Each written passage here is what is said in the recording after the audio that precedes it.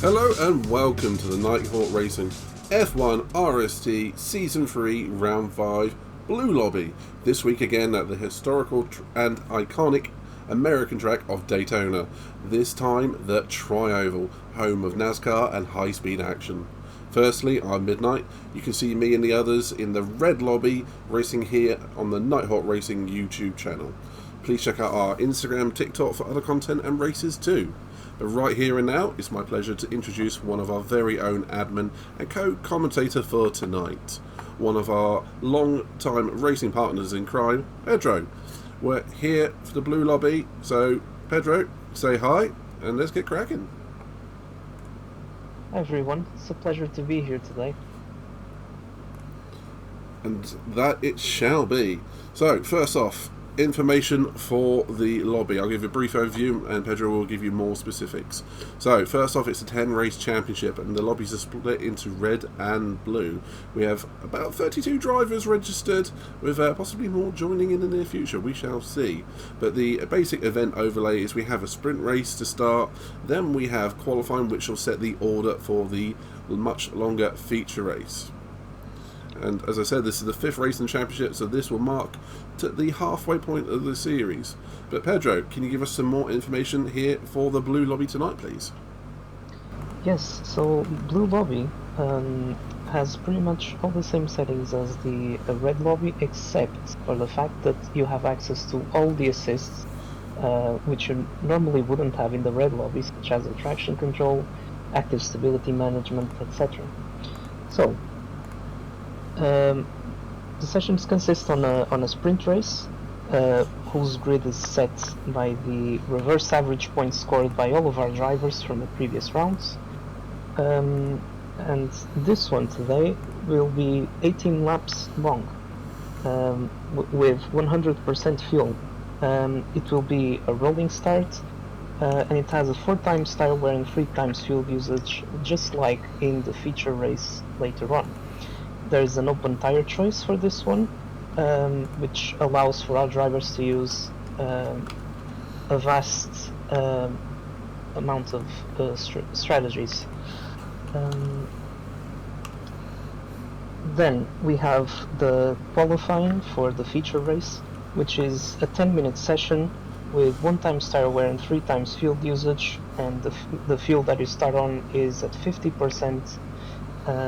And the tire that you qualify on, the one that you do your fastest lap with, is the one that you have to start the feature race.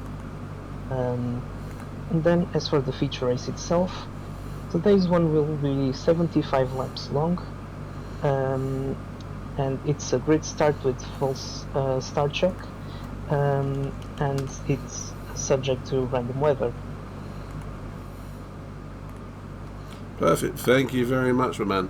And right, I'm going to go over to talk about the points. So first off, here in the Blue Lobby, we get points from 1st to 12th in the sprint, but the winner will take away 14 points, second will be 12, and third will be 10, and it's a 1 point reduction all the way down to 12th. There is a little bonus point for the fastest lap being 1 point.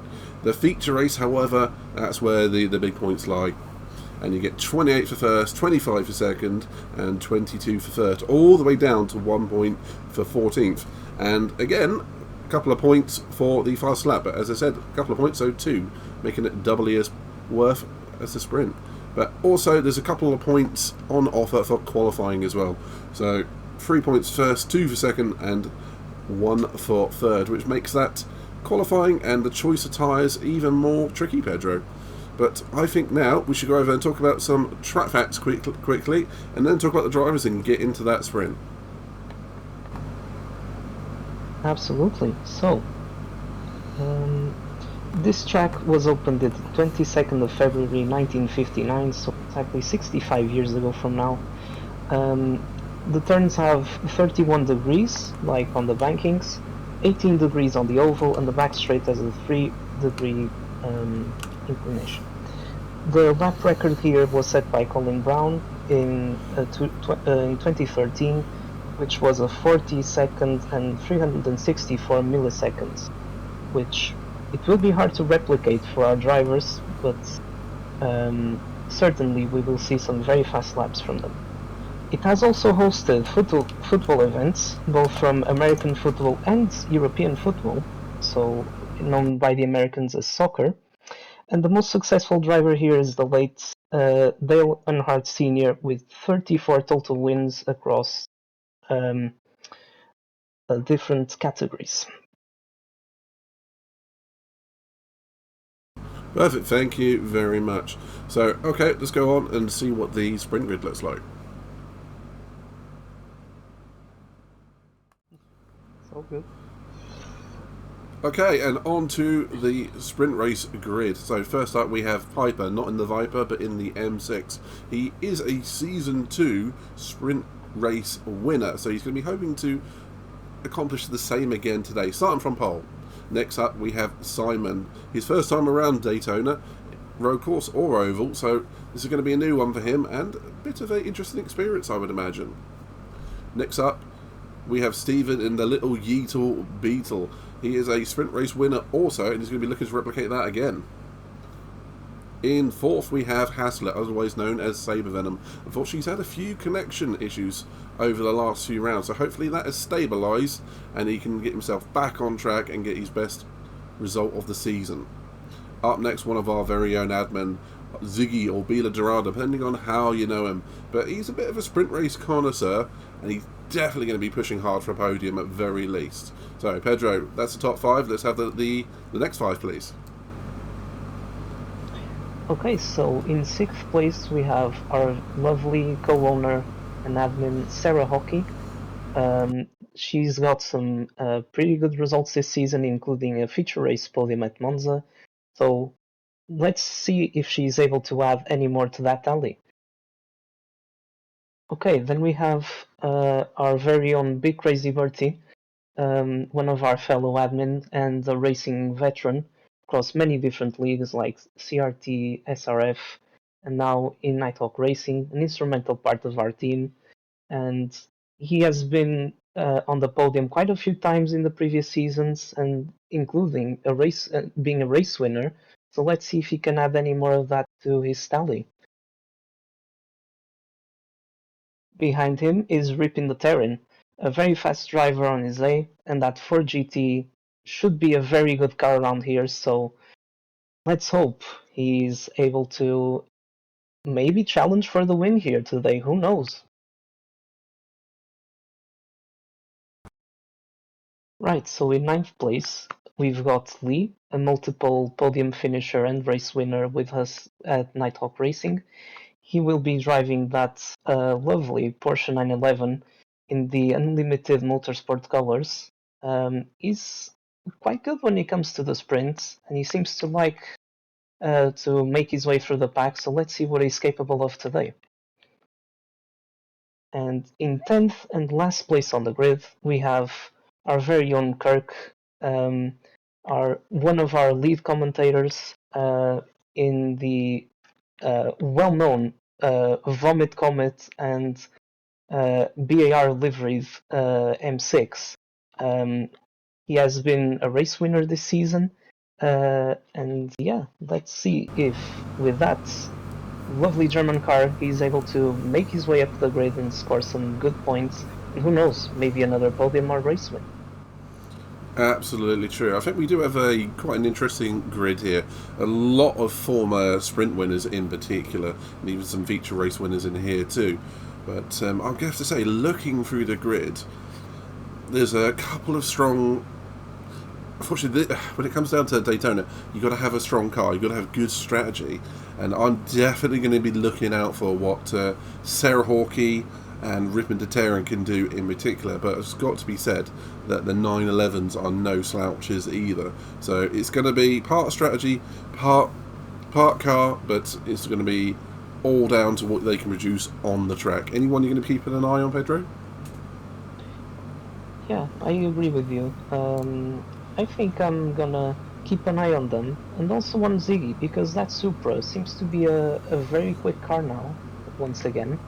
And yeah, as you summed there perfectly, I think it's quite onto strategy, and this one should be one of those races where teamwork is crucial. So let's see what our drivers are capable of doing here. Exactly that, and well noted. I think we're going to see some issues, particularly the sprint race is obviously set at 15 minutes. The drivers are going to have to manage their fuel and expectations. It's going to be interesting. So without further ado, let's just get on to it. I think it's time for the sprint race. Let's do this. Yeah, let's go for it. Okay, here we are for the sprint race. Kick off round 5 of the Nighthawk Racing Season 3 Championship. Piper will lead them across the line to start this first lap of 18. Full tanks for all of the drivers, and here we go. It's going to be a battle of slipstream and wits, I feel, Pedro. But here we go. They're all... Well, to be fair, Simon looks like he's trying to make a move straight away, even down the first straight. Finks... I was going to say, Fink's better of it. We've got Stephen down the inside and Haslett going for the move as well. So action absolutely straight away, as we see throughout the field. Ripon Tatarin is on the back of Sarah, Lee on the back of Ripon Tatarin, and Bertie has fallen to the back for some reason. But we do know that Assen isn't particularly well suited around here, as Haslett goes up to P1. What are your thoughts so far, Pedro? A lot of action already, and a lot to process here already in lap 1, and it's not even finished. I think Bertie had an issue at the start. We could see his brake lights flashing, so possibly an issue with his pedals. Quite possibly, but Ripon Tatarin right round the outside of 3 different drivers, straight up into P2. He's absolutely going for it into lap 2 and straight into P1. So making use of that 4-power V8 up to the top straight away. But he's not going to be able to. It's going to be very difficult for him to get away. As we know, the slipstream effect around here is so very high. He's going to be dragging Haslett and then that very fast McLaren of Sarah Hawkey in P3 with him. Saying that, Sarah might be going for a move here. She does, moves up into P2. Yeah, as we know, the McLaren is favoured around here. It's got very good top speed, but very good fuel efficiency as well. Those 911s are going to be a little bit suspect on fuel towards the end, but they are quick, so Haslett has to absolutely manage what fuel and the car underneath him. But just a little bit further back, we've got Lee and Ziggy absolutely glued together. A little bit of bump drafting there, I feel. Lee up from the back of the grid from P9.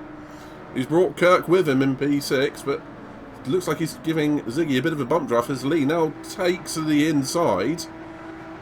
It's very hard to defend from around this course because you see Ziggy, he can go low, Lee can go around him. If he goes high, then Lee will go down the inside. But it's the same for all the drivers around here. All get the same problems. And now Ziggy's now bringing Kirk with him as well. So all the drivers together. Sarah up into P2. Ripon Tatarin might just be edging out of slipstream range, but if Haslett gives Sarah a little bit of a push, then just keep them within sight of that 4GT. But Kirk up to P4 just gets past Ziggy, and Lee has gone back to P6. So there's a lot of movement going on in these laps. Unfortunately, they have left Bertie and Aston Martin behind. That Aston not particularly suited to the oval racing, but lots going on here. Yeah, and I think, as you said as well, it is crucial to have the slipstream or being bump drafted from the cars behind. And I think, unfortunately, Bertie and Simon's case is the right example of it. So they couldn't quite get up to the back of anyone else, and they have fallen down the order, now quite far away from this first group of cars. I agree, definitely quite a lot of action going on, and it's definitely going to be a very unpredictable race. I think you're right. The problem is that one issue that a lot of the drivers are going to have, if they start battling and there's a pair working together, they may just fall behind and lose that very, very precious slipstream. But Sarah's got back up to P2, Haslett fallen down to P3 after that incredible opening lap. But there's a second pack with Ziggy, Kirk and Lee all together. With Piper only just behind. Maybe he's playing the long game. Maybe he knows something that we don't. Maybe he's looking after that fuel. But as you said, a couple of drivers fallen back. That Yeetle Beetle and Bertie in P9 in that Aston. Unfortunately, yeah, Simon has fallen back as well. But it's interesting to see. A lot of drivers have gone for hard or medium tyres. A few drivers on soft, but they're going to have to be very, very careful in the closing laps around here. And oh, Ziggy into the wall. Lee spinning onto the infield. That was unfortunate. Oh wow. That was really unfortunate. Lee rejoining. Fortunately, we only have limited damage on. We have had Ziggy off as well. So it looks like a couple of little concussive little taps, and then a couple of drivers into the barrier. And we do see even Steven with a little bit of damage as well. Maybe he collected Ziggy on the way through as Ziggy was recovering. But Ziggy with massive damage, but fortunately this is the sprint race, and that won't stick for the whole race. But out front, ripping to tearing, followed by Haslett, followed by Kirk, and followed by Sarah Hawkey.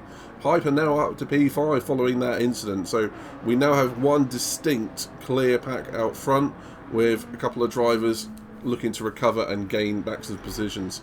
Pedro, what do you think of that incident? Well, I think it does portray like one of the major concerns about the ovals is that any slight movement from the drivers around you, if you're not paying attention or if you get caught on anything like that, it can really hamper your race, as you'll highly likely lose control of the car, and it's very difficult to keep it pointing the right way. So yeah, very unfortunate incident there, but there are still some laps to go. So maybe Ziggy and Lee, particularly because they were involved in the incident, maybe they can still recover somewhat and do some damage limitation. Quite possibly. Lee, after being spun into the infield, is catching up to Steven for P6. But yeah, I do feel sorry for Ziggy on that one. That was big damage early on. It's very hard to recover time and positions around here. But out the front, we can see Sarah and Haslett, always known as Sabervism, swapping places all of the time. I can only feel that maybe they should be focusing on trying to catch Ripon Taterin, who at the moment looks like he's got the first bit of the track all to himself. He looks like he's going to be putting Simon a lap down. Maybe he'll nip in and grab a little bit of slipstream there.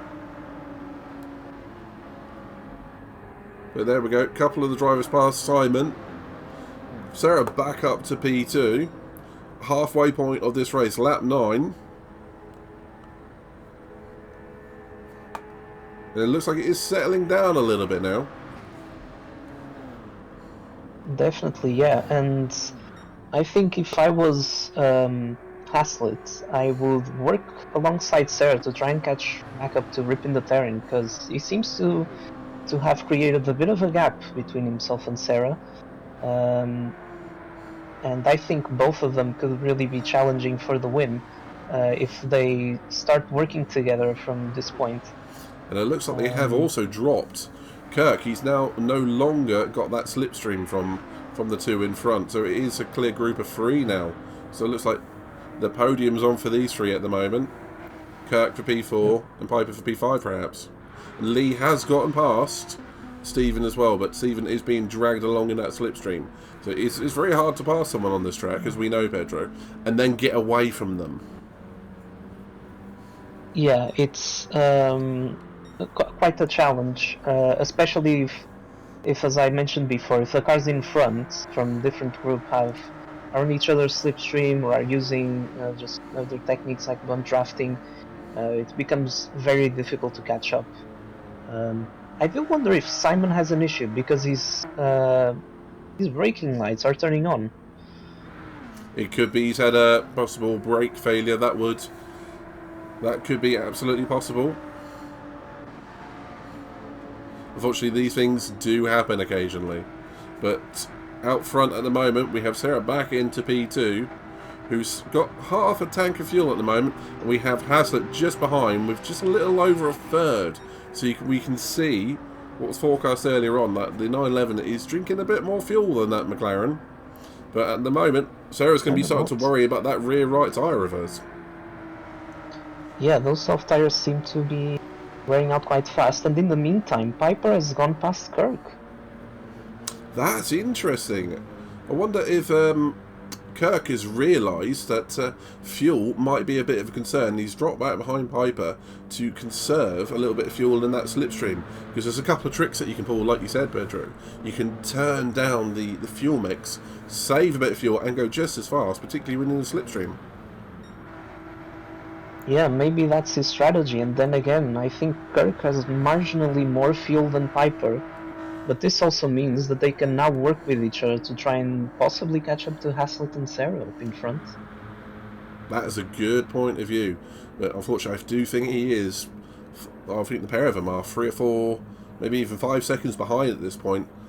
But at the end of the day, you've got to try something. I mean, if you're going to sit in P4, there's no point just sitting there for no reason. You've got to try something else. So Kirk thinking a little bit of extra strategy potentially. Exactly, and as we've seen, having the slipstream and bump drafting can influence your lap time quite a lot. Big spin for Sarah. No! Big spin for Sarah. That rear right tyre looks like it has had enough. Spin into the barrier. Fortunately, the damage won't stick, but that is going to put her, unfortunately, down the pack compared to where she was. Maybe even have Lee catch up. That's unfortunate news for our co-creator of the series. However, one person's loss is another couple of gains, so that puts Kirk up to P3 and Piper into P4. So Kirk's suddenly come alive again and got back in front of Piper, so these two are dicing for it. But otherwise, I'm still going to be keeping it. Oh, I think we've lost Saber Venom. We've lost Haslett. Yeah, that looks like a possible failure or disconnect. Yeah. That puts Kirk to P2, Piper to P3, Sarah back into P4, but very rapidly followed by Lee, who's going to be wanting to get past her at the earliest opportunity. But again, we're going to be keeping an eye on that fuel. Sarah's now going to be very, very aware that rear right tyre. No. I think Sarah's lost it again.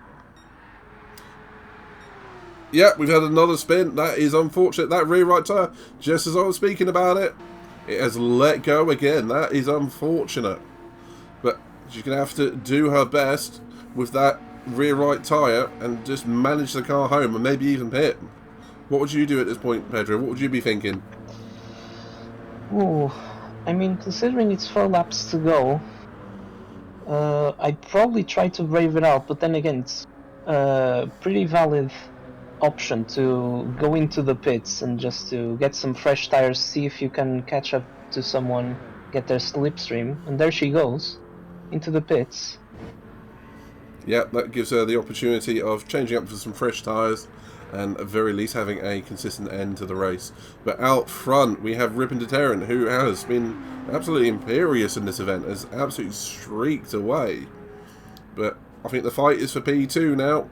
Kirk and Piper, who now seem to have very even fuel loads. I think they're using each other, that BMW M6 power, to power around, but ultimately power around and not run out of fuel. But it does gift, with Sarah pitting, gifts Lee P4. Yeah, and mentioning the battle between Kirk and Piper, I'm just concerned, seeing what happened to, unfortunately, what happened to Sarah. Seeing Kirk's tires at the moment, it's leaving me quite worried, because his right-hand side tires are pretty much, well, the rear right is fully worn, and the front right is almost fully worn, so let's hope he manages to keep his car pointing the right way. Yeah, I think we're gonna have a heated battle until the end of this race. Not too long to go. Yeah, quite right, quite right. And as we do know, Kirk had a very dominant opening round of the season in the feature racing, particularly at Red Bull Ring. And unfortunately he's had a bit of bad luck since, but he's going to be wanting to be getting back on that podium. But as we said earlier, Piper, a former Season 2 sprint race winner, he knows what to do in this situation as well. So these two are absolutely dicing for it as we're closing in on the penultimate lap, about to start the final lap. Like you said, these two are going to be dicing for it towards the end, and they both look like they've got enough fuel to make it round. Oh, Piper has gone for it. He's gone for the move.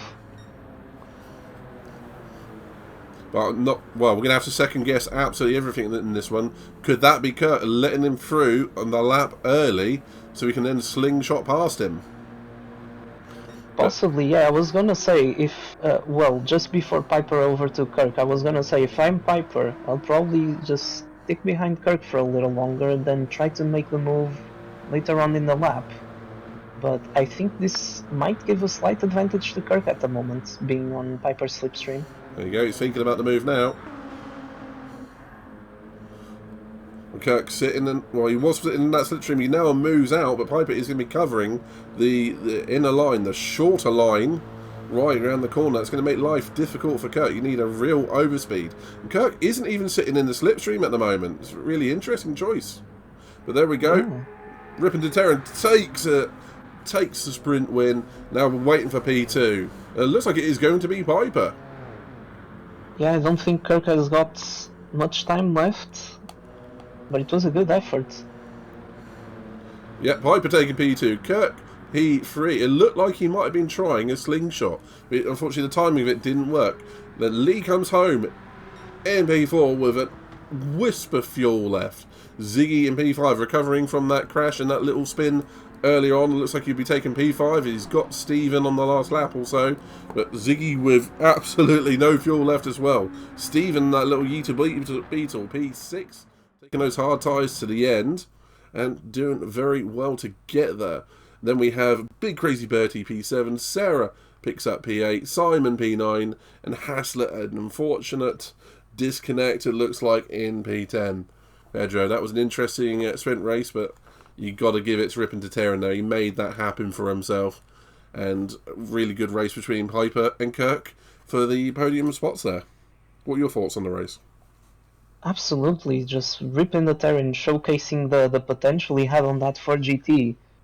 Coming from 8th place, I believe, and converting that into a sprint race win is mighty impressive, especially considering the gap he managed to pull between himself and Piper in P2. Yeah, there's a lot of action going on. A few unfortunate events for Sarah, and then Lee, who still managed to do a good recovery, just like Ziggy. And yeah, unfortunate as well to see Haslett get disconnected, or Saber Venom. But yeah, definitely proving that this races was up to be quite unpredictable from the very start. And also that teamwork can make a huge difference in here. Very much looking forward to the feature race. Yeah, exactly the same. What our own Sarah Hawkey often says is teamwork makes the dream work, and a lot of drivers treat the sprint race as a way to figure out your strategy for the feature race. But wow, that's the sprint race over. That is a taste of what is to come. Let's go and check out, see what the qualifying results will be. So first up, we have Ripon Deterrent in that 4GT taking pole. No surprise to some, that 4GT is rapid round here. 49 seconds and 17 thousandths. 49.017. Pretty rapid round here indeed. Followed by Sarah Hawkey in that McLaren 650S, only 15 thousandths behind. Lee in P3, just shy of 2 tenths, but nice and close, and he's going to be looking to maximise what he gets from there. Kirk P4 in that BMW M6 Vomit Comet. Ziggy P5, looking to make the most of that Super after what he might think is a slightly disappointing sprint race, but we know he'll make the most of what he has there. Piper in P6 with a beautiful P2 in the sprint race, only 9 tenths down. Super Simon P7 in the other M6. It seems to be an M6 fair here today. And the Yeetle Beetle of Steven in P8. And also Bertie in P9 in that Aston Martin. It's a tricky drive for him round here in that Aston, but he'll be looking to pick up points and then focus on what comes after these races. So, Pedro, what's your thoughts on the qualifying layout? Personally, I'm going to be keeping an eye on the top 4. Every single one of them has a shot at the victory today. But ultimately, anyone that you're particularly keeping an eye on? Yeah, I think once again I'm going to go for Ziggy, because, as I said before, that Supra is a very quick car, especially when someone behind someone else or just getting a bump draft. And he's quite an experienced driver, so I'm pretty sure he'll try to make up for what happened in the sprint race. Yeah, Uh, I agree with that. Experience counts for a lot around here, doesn't it? Definitely. Yeah. Apart from that, I mean, I think ripping the Terran just really showcasing how good that 4GT is around here. Um, I must say I'm very impressed with Lee just because of what you said. The 911 isn't going to be the quickest car around here, but definitely is no slouch. And yeah, our very own co-owner and admin and lead commentator. Also, Sarah starting in P2 and Kirk in P4. Some very good results. Um, I just hope that Bertie manages to have a good event because that Aston doesn't look like a particularly strong car around here. But as we've said before, Bertie is a very experienced driver, and I'm sure he'll do what he can to score as much points as possible here. Agreed. And without further ado, I think we should get on with it. It's time for that feature race. Okay, here we are for round 5 at the Oval. So here we go. Ribbon to Terran will lead the grid away with the grid start here for the feature race. Sarah looks like she's got an absolutely rapid start. Takes P1 almost immediately. Kirk up to P2. Lee on the inside. Well, basically equal with Kirk, but now just falling back, maybe thinking about a slipstream. Ribbon to Terran's fallen back to 4th. Stephen 5th, Ziggy 6th. Simon in 7th. Piper in 8th. No, back down to 9th, sorry, and Bertie in 8th. Well, all the grid away nice and smoothly. We have lost Haslett due to his connectivity issues, unfortunately. But, well, straight off the bat, we have Sarah up to P1. That McLaren rapid round here. Kirk in P2. So, I think we're going to see a couple of laps of maybe blinding speed, and then hopefully the drivers settling down for what might... Oh, well, I spoke way too soon. Kirk and Lee getting together. Kirk having a spin heading to the back of the pack. That is unfortunate, and one for the stewards later on. Kirk getting going again. But that does leave Sarah out in P1, but now Lee down the inside thinking about he wants P1. Kirk, wow, Kirk unlucky there. Pedro, what do you make of that? Wow, I'm still kind of a bit in shock if I'm honest. I mean, just right towards the end of lap 1, I mean, definitely it's definitely going to hamper Kirk's race now, especially seeing as he's so far away from the rest of the pack. But then again, he's got another 74 laps to recover. So That is true. if he plays the right strategy, maybe he'll find himself again amidst someone in that pack to work with and maybe push on for the top end of the grid. Yeah, couldn't agree more. We do see Lee has taken P1. Sarah nipped back behind him to get a little whiff of the slipstream there, but a lot of the drivers will be doing exactly the same. Slipstream is absolute king around here, and like you said, that may have destroyed Kirk's race, but he does still have 74 laps to recover, so good luck to Kirk on that one. But Simon running high in P5, looks like he might have fixed whatever issue that he had, and looks like he is having a big battle with our own admin, our Ziggy, our veteran racer himself, and going for P4. Yeah, that's very impressive from Simon already, and he looks like he's somewhat catching up to Ripin the Terran as well, who had a bit of a end to the race, so off the line. But yeah, I'm very impressed with Simon. Very good start to this race for him. I could only agree. Worth reminding as well, as I'm having a look for all the drivers on the grid, and he and Piper seem to be the only ones who haven't opted for the hard tires, with Simon going for the softs and Piper going for the mediums. Interesting. So we do have a lot of the drivers on very equal footing with the hard tyres around here. We're going to have to see if that option does come back and bite drivers like Simon, who is on that soft tyre, and like you said, Piper as well on the medium tyre. Interesting strategic choices, but Kirk, as we know, sorry, Pedro, I'm used to talking to Kirk at this point. We had so many races doing commentary. It's good to have you here, my man.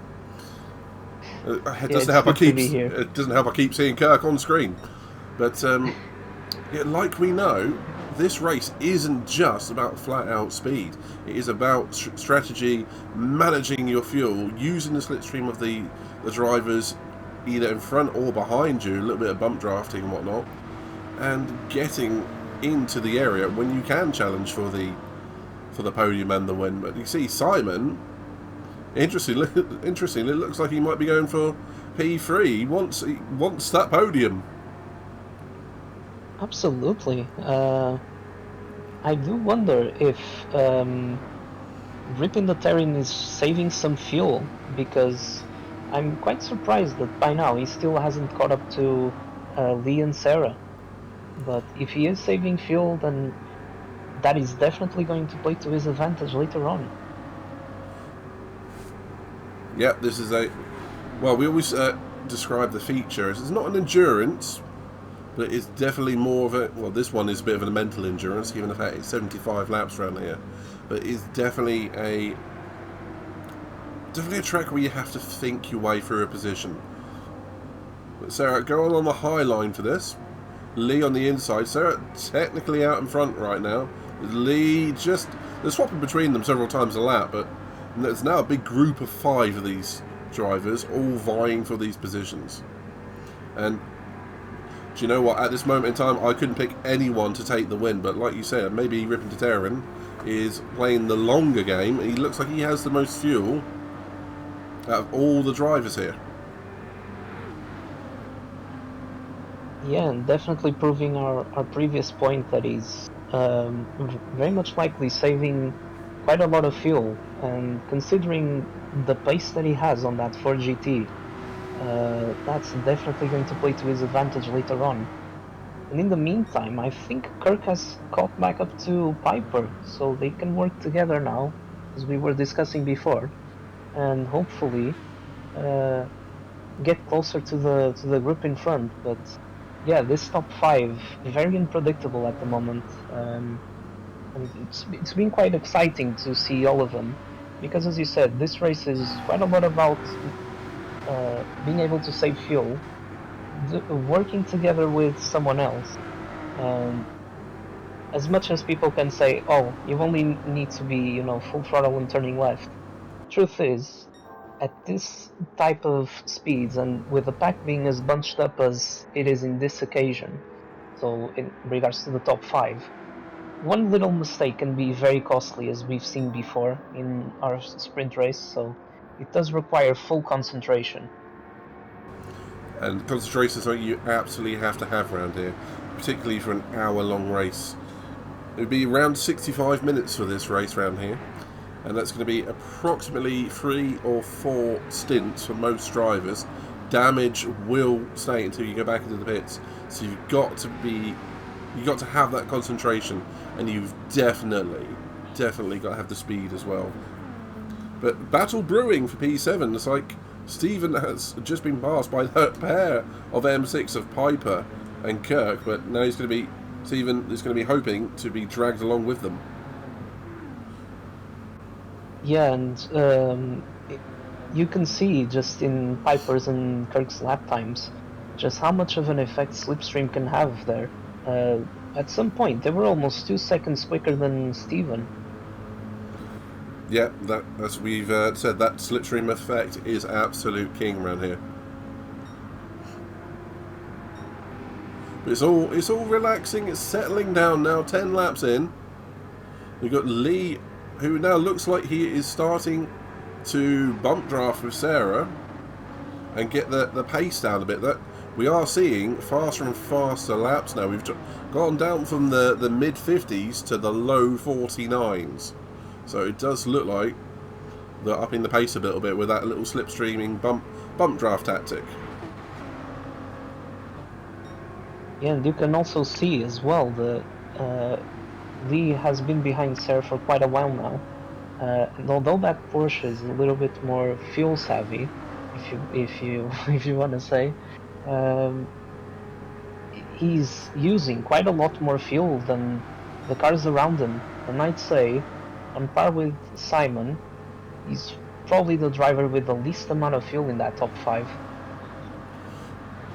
But it is tricky. It's tricky. How much do you want to go faster than the drivers behind you, and how much you want to save fuel? That is the dilemma for this track.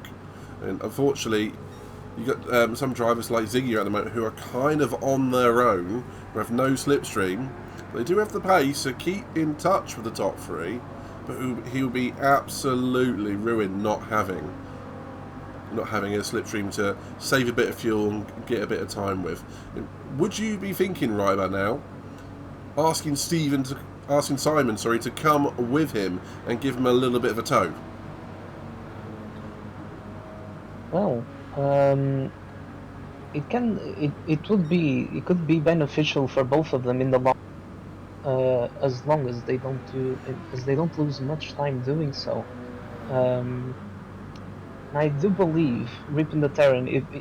I'm wondering if he turned up his engine mode so that he could stay on Terran Lee's slipstream, but create a gap between himself and Ziggy.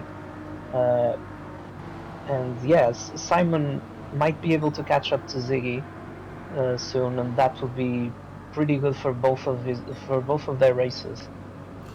See if they can get back to being in that same group as that top 3 at the moment. I think the question now also becomes, when are we going to start seeing pit stops, not for fuel but also for tyres? And Simon running those soft tyres, as we saw in the sprint, can be done. We saw Kurt go all the way on a set of tyres despite having them all red. However, as we did see demonstrated, unfortunately, with our now race leader Sarah, when those rear right tyres go, the car becomes very, very unstable, which is why we're seeing the use of the hard tyre in the feature race, which has been unheard of in the Nighthawk Racing F1 RC series. Basically, since high speed ring, we do get these high speed courses, which are mostly flat out with the hard tyres, do become absolutely the best tyre to be on. But today, hard tyres seem to be king. And again, are we going to see any issues with drivers on the mediums, on the softs, losing traction and dropping it coming through one of the corners? Well, we have seen that is a high possibility. I hope it doesn't happen, but if I'm Simon, I would take I keep an eye on that. Because the least thing he wants right now is to spin and lose Ziggy's slipstream, which I think, I think he might be touching Rager's Ziggy to get his slipstream now. If I were him, I'd probably turn down the engine mode as well to help save some fuel. But it seems like he's going into the pits. As you call there, he's probably thinking, well, I don't want to run into the risk of spinning into one of these corners. I might as well pit early. But then again, it is crucial that he leaves the pits and manages to be lucky enough to have someone in front of him or behind him who we can work with. Otherwise, it's going to be quite difficult to recover. We have seen another pass of position on track, which was for 6th, now 5th. But Bertie has fallen behind the joint M6s of Kirk and Piper. So he won't be happy with that, but I'm guessing Kirk will be quite happy with that, because he's now making his way back towards the front of the pack, but he will be dragging Piper with him. And Piper, it looks like he's doing very well, particularly on that fuel load. So keep an eye on Piper. But like you say, maybe Rip into Terran's playing a bit of a blinder here. But at the moment, we do have Sarah out front. Lee looks like he might be going for the move for P2. For P1, sorry, from P2. But given the fuel load, I can only think Lee will be coming in either this lap or the next one. It's going to start breaking up the field a little bit, I feel. He has to. And he goes in. Right, well that gives us a solid P1, P2 with Sarah and Rip and Tatarian at the moment. And Lee pitting from P2 and now in the pits. Yeah, let's see just when exactly he comes back on track and if he has any cars around him. I think Rip in the Terran is in the prime position at the moment because he's got more fuel than Sarah. And generally, I think he has the fastest cars. So if he can stay behind Sarah and save some more fuel, it can be very good for him at this point in time because the tires are still in good shape. And every bit of fuel he can save now is an extra set of laps that he might be able to do. But obviously, as we've said quite a few times now, it will all depend on whether he has some cars around him to then make up the places again up the grid. Quite right. And interestingly, a full tank of fuel has actually put Lee technically a lap down, I think. But he'll be obviously up to speed while the drivers in front of him pit next time, so he'll be unlapped. But it does show that around this course you definitely want to be in the pits as little as possible, because a pit stop costs you so much time. 30 pits from P6 with only 2% of fuel as well. So fuel and slipstream are king around here for one reason or another. But I do think we're going to be seeing Sarah into the pit soon. Will we see Rip and Tatarian go an extra lap or two, or follow Sarah in and mimic strategy? That'll be the question. Overcut or undercut? Ooh. You know, if I was ripping the Terran, I try to match Sarah's stop, so whenever she stops, I'd stop if I was him. Then again, it will be difficult to manage that because Sarah's got a lot less fuel than him, which means she'll have to spend more time in the pits.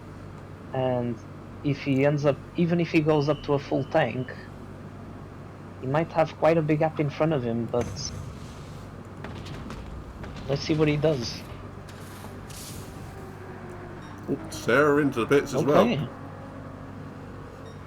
Okay, so she goes into the pits and Rip and the Terran stays out.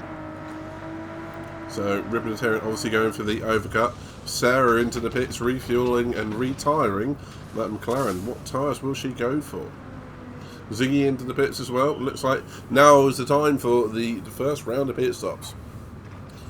Now the question is, Ziggy not choosing to change tyres. So interesting strategic choice here. Interesting. He's noticed those hard tyres do not need replacing. So that will save him 3 or 4 seconds. Interesting. I do wonder if him not changing tyres now is a sign that he's trying to work with Sarah from now on. I'm not sure if that's gonna work because he's still got a long way to refuel. But yeah, I mean, those hard tyres seem like they can last another stint, so he's saving a few seconds here. Which can be crucial at the end of the day. It has put him, I feel, nearer to Lee. Interesting. Okay, so we're seeing a wide range of strategy, I feel. Lee will be, I believe, on the back of Sarah after this as well. But he will have a few laps less fuel. So, yeah, looks like these two are going to be resuming their battle. Hyper is up to P2 at the moment. It looks like we're going to be seeing Rip and Tatarian possibly coming in this lap as well. Nope, going another lap. What do I know? And Hyper in P2. So good variety of strategy here, I feel. Yeah, we've definitely seen the quite a few drivers play this strategically in order to save some fuel.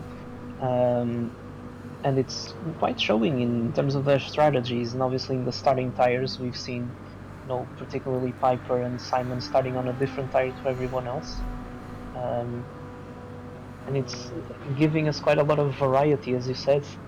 Yeah, I do wonder when Rip and the Terran and Piper are going to make their stop. Well, Rippender's definitely coming in now. Here he is into the pits. I would imagine Piper would be the same. Rippender on 0% fuel. Wow. Yeah, he judged that perfectly. Timed to perfection, yeah. Judged that perfectly. I was having a look around our races at the moment, and Stephen with still 15 to 20% worth of fuel. So, interesting choice.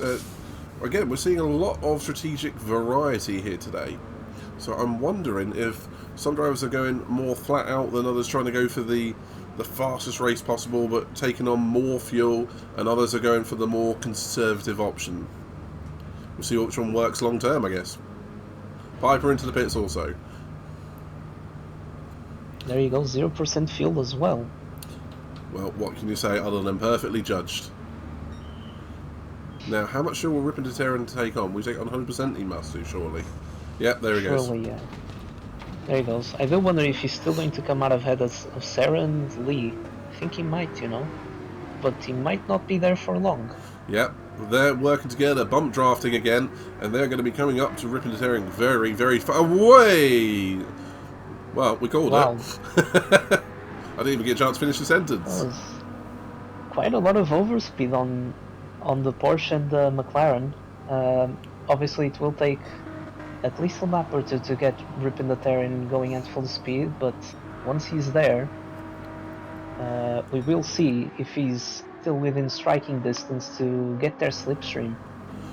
Yeah, I think that just shows the absolute power of the bump draft around here, doesn't it? But you have to be very, very careful. If you are bump drafting someone, despite you getting essentially free speed, you are also revving the engine higher and using more fuel. So it does have a negative effect. What you ideally want to be doing if you're racing as a solo is sitting behind the person right in front of you in a lower fuel mode. At the moment, it does look like Lee just wants to maximise speed, which I can absolutely respect. But they're going to have Rippendeterren. He's got that 4 GT, which is built for tracks like this, bearing down on them soon. But can they make a break for it? That's the question. Yeah, I do wonder. Obviously, Lee has pitted before Sarah. He's got quite a considerable amount of fuel, considerably less amount of fuel compared to Sarah. But I think he's trying to do what you explained before. I think he's trying to create a big enough gap so they don't have to worry with Rippendeterren possibly interfering with their race at the moment and get close to them, thus getting slipstream. Oh wow, Steven going 20 to lap 24 before pitting, taking the economic route. Will he change tyres? Nope, he's sticking on the same tyres as well. It looks to be a bit of a common tactic here.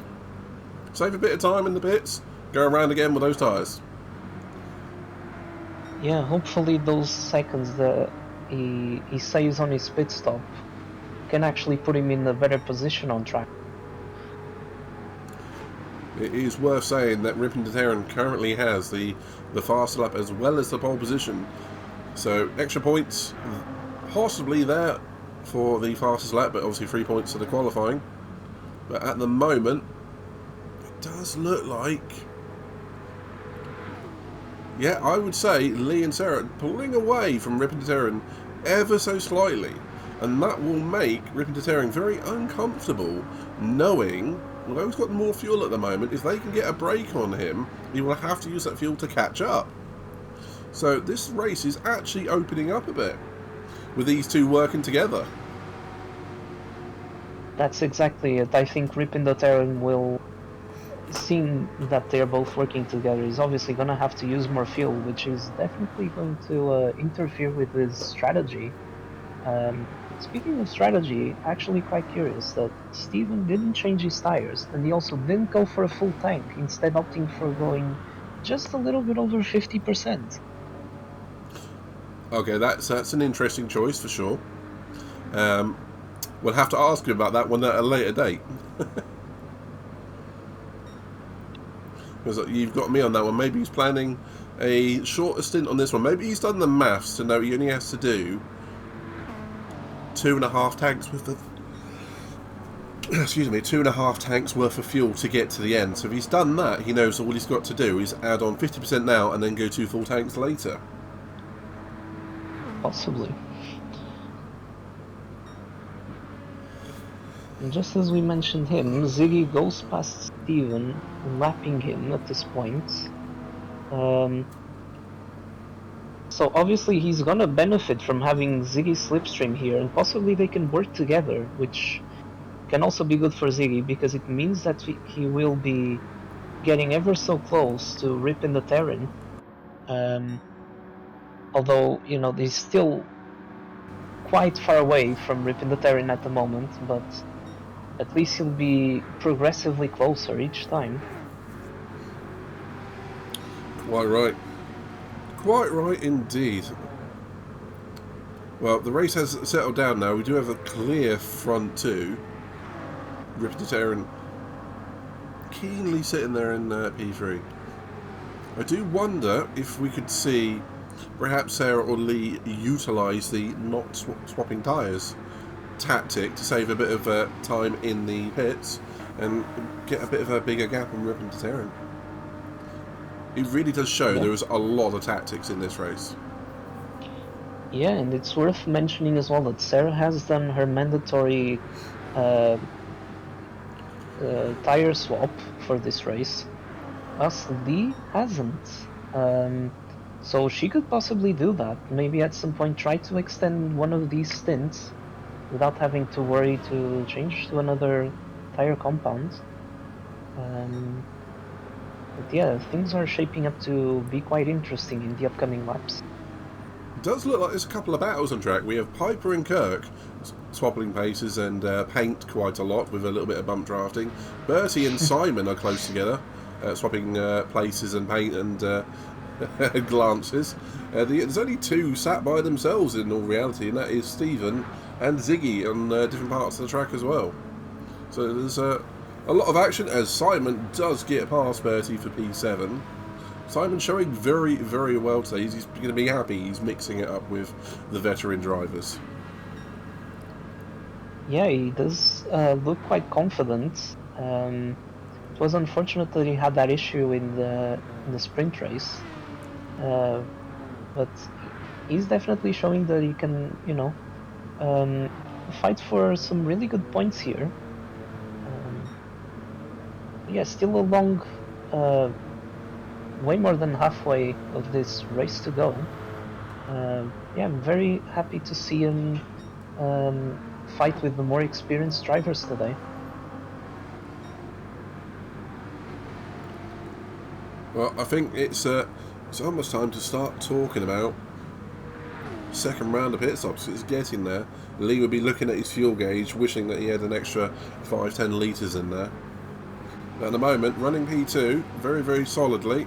Can't be unhappy with that. But it does look like Sarah and Lee are coming up to lap the 2 M6s of the Vomit Comet Kirk and Piper. So these two are going to have to navigate. The front two are going to have to navigate these two having a fight, which is going to get messy potentially. Possibly, yeah. But it looks like Sarah's all the way around them. Now, Kirk will be moving to the outside. He wants that slipstream with these two from the front and will want to go with them. Yeah, I mean, he doesn't obviously have access to this information like we do. Oh, wait, never mind. I was actually going to say, maybe Kirk could try and use this opportunity to save some fuel himself, as he's got quite less fuel compared to Piper, but Lee has gone into the pits. Well, it looks like Lee is not... he has noticed, the no tyre change option and sticking with those hard tyres, and he's definitely going to go for another stint on those tyres. So, saving a bit of time in the pits, refuelling, but that does leave Sarah out front with the freshly lapped Kirk and Piper. But now Sarah, the pace with that Mclaren will be dropping off without the aid of the bump draft. So it's going to bring Rip and Terran back into the fight, I feel. unless we see bump drafting from the lap down Kirk and Piper, which we are exactly. seeing. This can be a very crucial moment of the race. That's not something we've seen before. A lap driver helping to affect the leader of the race in a positive way. This is a unique one. Not something we've seen before, and I think you'd only ever see it on an oval. You're quite right there. I mean, this is kind of part of the unpredictability we were expecting coming into this race. Definitely seeing how can the lap cars also interfere with the outcome of the race one. And again, another irony. Lee, after pitting, is now directly in front of Sarah, and might be giving Sarah a slipstream shortly. So it is strange how this race is working out. Yeah, and definitely roles reversed on this one, and Sarah might use this opportunity to help Lee further on and just be able to save some fuel too. But saying that, Lee can't stay ahead of Sarah for too long, otherwise he might incur a penalty. And yeah, I think Sarah is going to get past him now. Yeah, he will have to respect the blue flags, which he has done, but that has brought him directly into a fight with Kirk and Piper. Kirk and Piper, yeah. Well, I think we will be seeing Kirk maybe this lap, maybe next. Yeah, I think Possibly. next lap pitting. So it's a very dynamic race, this one, so far. Yeah, and it's interesting how this group of cars, there's quite an offset in terms of their strategies at the moment.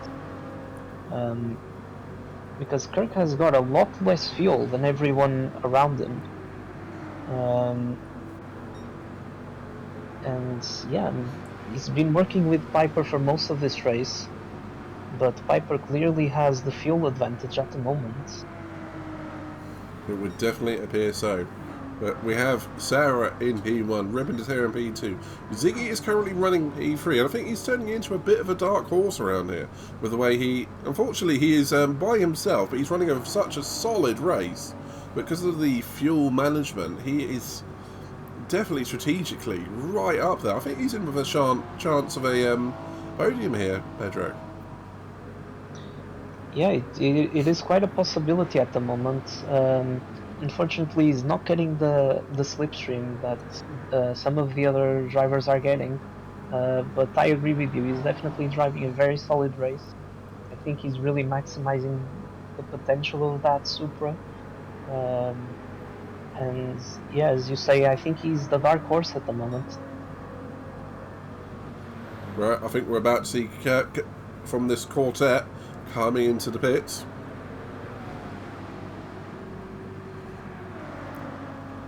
Do we see him pit this lap?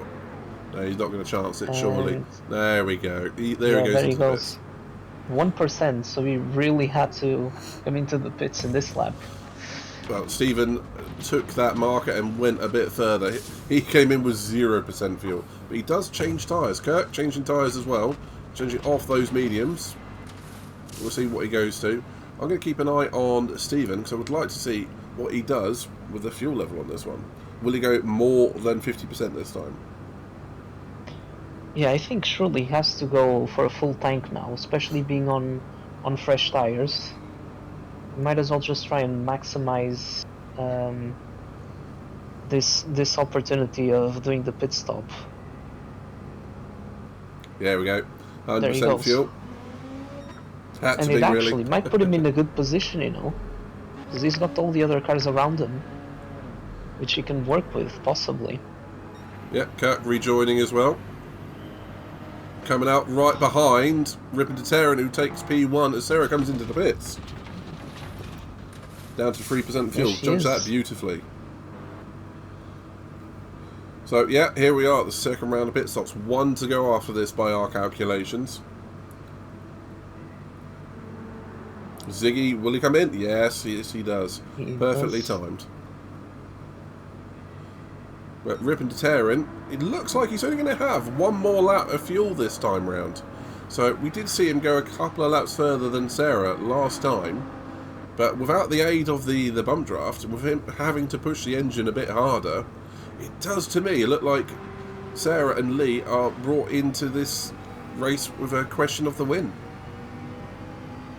That's exactly it. I think, as we discussed at the time, the fact that Sarah was working with Lee definitely put Rip in the Terran a little bit thinking that he possibly had to adjust his strategy, and the fuel advantage he had on the first stint didn't come into fruition onto this next one. But yeah, he's still very much in the fight at the moment, but obviously it might be a bit more difficult for him to catch up this time, depending on when he leaves the pits. Well, here he goes, coming up to 100%. Full tank again. Yeah. Comes out behind Lee, who has gone. Where's Sarah? She's just behind him, I believe. And obviously she's up to speed, whilst Rip in the Terry isn't, so she's got quite some overspeed. There she goes. It looks like they're much more matched on fuel at the beginning of this third stint. So interesting. Interesting, with Rip in the Terran having to push the car just that little bit harder in that last stint. It's definitely brought Sarah into play. That teamwork from Lee and Sarah has definitely moved them up the field a little bit. Oh, and Piper is going for the stop as well. 0%. So is Bertie. Both of them on 0%. Well, I hope it's calculated to perfection there. Well, I hope none of them ran out of fuel on the way in. That's all I'm thinking with that one. So, Piper choosing to stick with the same tyres. Bertie the same, I feel, as well. So, we're seeing that technique being used here. Drivers will have to remember to use two different sets of tyres through this race, which obviously we know where Piper has done because he started on the medium tyres. I think we have seen most drivers, if not all, go to different tyres so far. Definitely intrigued by Bertie's choice of not changing tyres,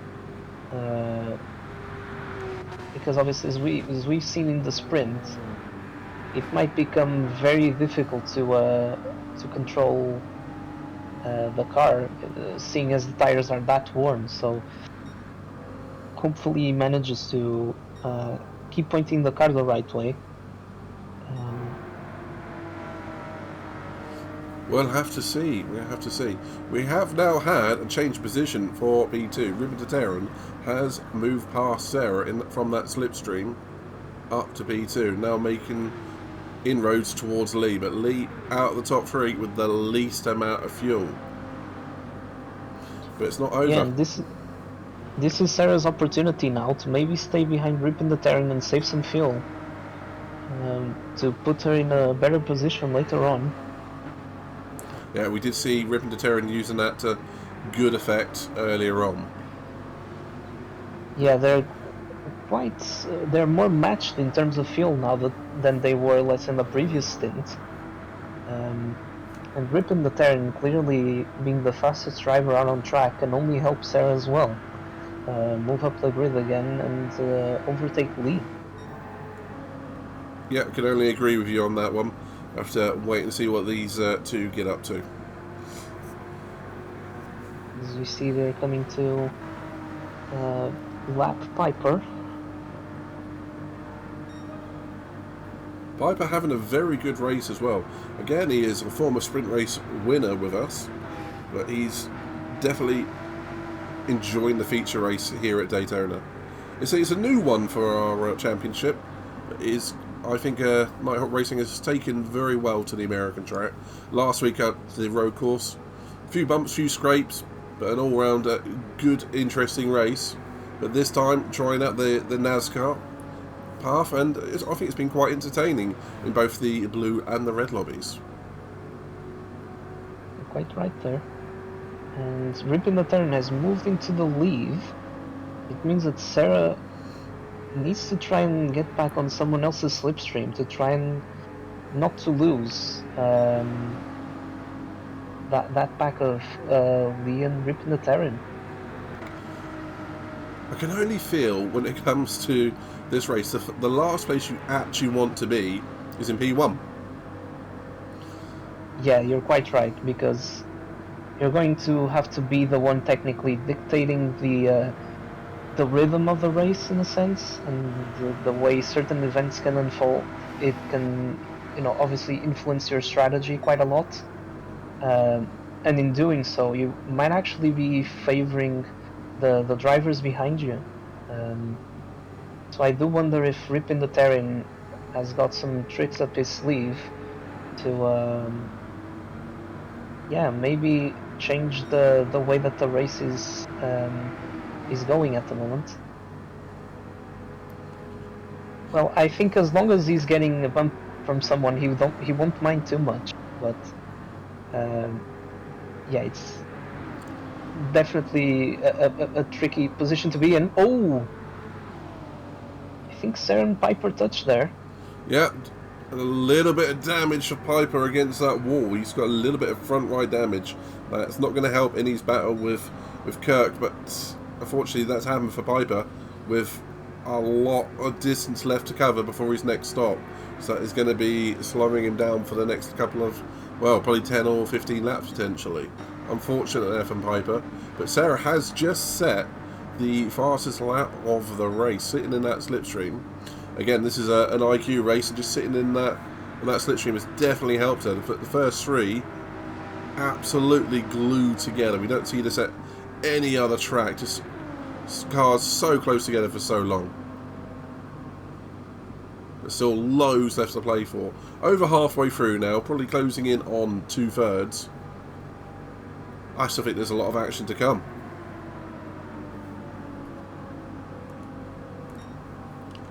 I do wonder though, with either blue flags and or lapped cars, Piper, it's a tricky situation with the rulebook when it comes to tracks like ovals. Should lap cars be moving out of the way around here, or should they just be moving to the back of the pack? It's a bit of a grey area in any rulebook, really. Yeah, but this Sarah is taking always P1. a difficult one, I'd say. But yeah, with the help of Piper, Sarah's back into P1.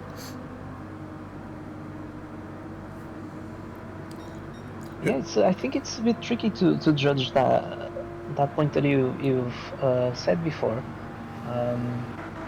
because we are seeing, especially in this race, that the lap cars are quite right affecting the outcome of the race for certain positions, particularly the race for the lead. Yeah, it's something that can be in that bit of a grey area, as you said. It is a tricky one. Well, it's a shame that we couldn't have Haslett in this race, so I know you would have been part of this, particularly this battle for the top three. Would have loved being part of it, and it's been an absolute pleasure to have all of our drivers in this series competing across the series, but we still have 5 more events to go. And with I could do with more close races like this. Top 3 separated by a mere set of hundredths of a second. Yeah, just constant changes for the lead. The variety of strategies we are seeing here in a bit of a different way is quite entertaining and refreshing to see as well, this type of racing, because we've never seen it before. And Lee goes back into the pits. Yep, 2% fuel. Yep, sitting on that 2% fuel. He's now changing, he's getting rid of those hard tyres. This should, in theory, be... It's either his final stop. Do you know what? I think he's going to have to make another stop. I'm not sure, He's going to have to make a splash and dash, isn't he? Yeah, it's going to be very difficult for him to be able to go to the end. 25 laps to go. For 26, it's not going to be an easy task for him. But if he manages to pull that off, it will be very impressive for sure. Well, one thing that has done has released Sarah and Ripon Deterrent out front. Oh, we just saw Lee rejoining, and he gets just passed by Sarah and Ripon Deterrent on that lap. that pit release is so close to the racing line. It's scary. It's so scary. Yeah. Woo. Well, just having a quick look at the championship, we do see Sarah sitting on 75 points in 17th, looking to gain a heck of a lot of points and jump up the order in this one. And we have Lee 1 place behind and 2 points in 18th. Ripon Deterrent in 19th, 1 point behind Lee. So these three look like they're battling to jump up the field a little bit. But Big Crazy Bertie, who is running in 8th, won't be liking that. He's sitting in P16 at the moment on 82 points, looking to be passed by potentially all of them. So again, one person's tragedy is another person's gain, as it looks like Sarah and Ripon Deterrent putting a lap on Ziggy.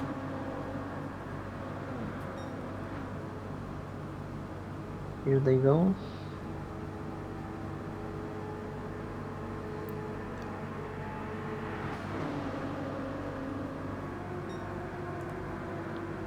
I must say that I feel quite bad for Bertie in this race, because that Aston doesn't seem to have any sort of pace. But a massive shout out for him for persevering, and hopefully his strategy can pay off so that he can, do some damage limitation. You can clearly see that that car is not up to his liking. Alright, pause there. Pedrick, can you do me a favour? Can you turn the audio of the game down in your party? Because I'm hearing feedback on it. For some reason it's got bad in the last couple of laps. I don't know what to do. Voice chats. Wait, oh my god, I haven't stopped the replay. It's alright, don't worry about that. We've stopped at 45 minutes basically dead on. Okay. So I might have to back off of the replay and adjust the audio settings there. Okay. I think if you just turn the in-game audio down, you should be okay, but I'm hearing your game as well as my game, I think. Because I think I have all the audio just onto the party. I'm not really sure. Are you hearing the game at all? I am, but it's very quiet. I mean, yeah, it's quiet on mine. I mean, I can change the engine noise. That might just be enough. It's just it's for some reason it's gotten louder in the last couple of laps. Okay. Let me see if I can. I can turn down the engine noises to the minimum allowed. I would try that and then just play a lap or so and I'll see if I can hear it. Okay. Weirdly enough, when you're talking, it goes away because it like filters it out. But when you're quiet, I can hear the engine noises from. It just sounds like someone scraping like the inside of a tin. Oh. You know what? I'm gonna turn down all the sound effects and whatnot to the minimum. Okay. Like setting possible. Excuse me. Because technically, I don't need to be listening to the the engine noise and whatnot for now. Okay, so for 45 minutes. Yeah, just go back to 45:50. Sarah, you too, if you can, please. 45:50. Then. Okay. I have it set there for whenever you're ready. Alright, just let Sarah catch up. Oh my god, mate. I'm just repeating the same things over and over. Yeah, you're doing fine. Oh man. To be fair, it's a track that goes left and left and left and left. What else can you say? The fact because it's the thing. Like I'm also trying to kind of like vary the vocabulary or words that I'm using. Finding myself using the same expressions over and over again. I hadn't noticed. You're doing alright. You ready, Sarah?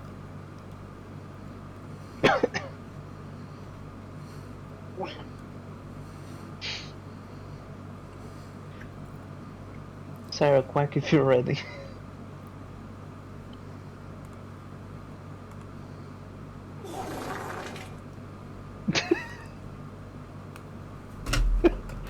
Okay. Awesome. In which case, Pedro, if you count us in, we're at 44 minutes 50 seconds. Oh, 44.50. I thought you said 45.50. I probably did, knowing me. Okay, 44.50 then. Yeah. Yeah. Okay. And then we'll let it run for 10 seconds. Mm-hmm. And then, yeah, we'll start talking again at 45 minutes on the dot.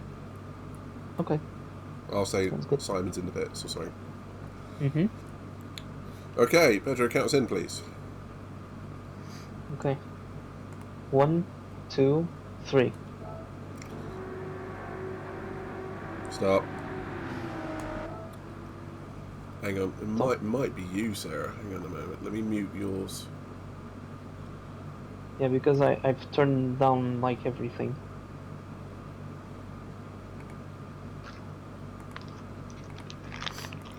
Hang on, Sarah, can you push play for me? Might just be your audio's breaking up over Discord. Yeah. That's what it was. Sorry, I thought it was your Pedro. I've not heard it from Sarah. No I've not heard it from Sarah's before. Interesting. Okay, going back to 44.50. Okay. Give me 1 second. Just adding some Skittles. Yeah, that's it.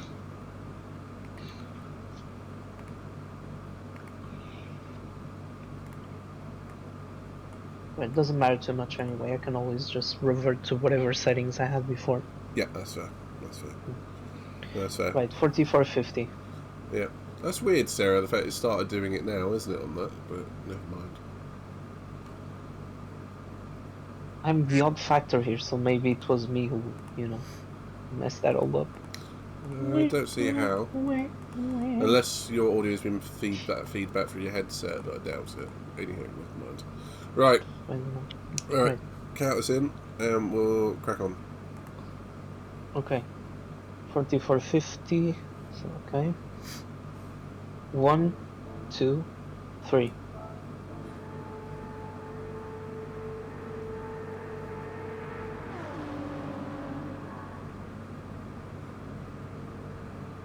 Alright, so Simon in the pits. Looks like he's going for what might be his final stop of the night. We'll have to wait and see on that one, because that is going to be stretching the limit of the tank of that M6. But that said, if you're a lap or two down, that's a lap or two less you have to do. Exactly. That's another factor that our drivers should have into consideration on their strategies. Because if by any chance they can't get to the lead lap, and particularly if they're struggling for fuel, you can play to their advantage. Certainly can. Just having a look around the field, we still see Piper setting very decent and respectable lap times despite having that front right suspension damage. So still pulling just low 50s, which I think our admin in Bertie will be very, very envious of in that Aston Martin. It's just not at home around here, unfortunately, for him. So we see slip bump drafting from Sarah and Rip into Terra. They're definitely making a break for it now. It does look like we've got Ziggy running in P3 at the moment. It looks like, I think there's going to be a fight between himself and Lee, with Lee possibly having to stop again. I think that's opened up that battle for third, but these two out the front making an absolute break for it.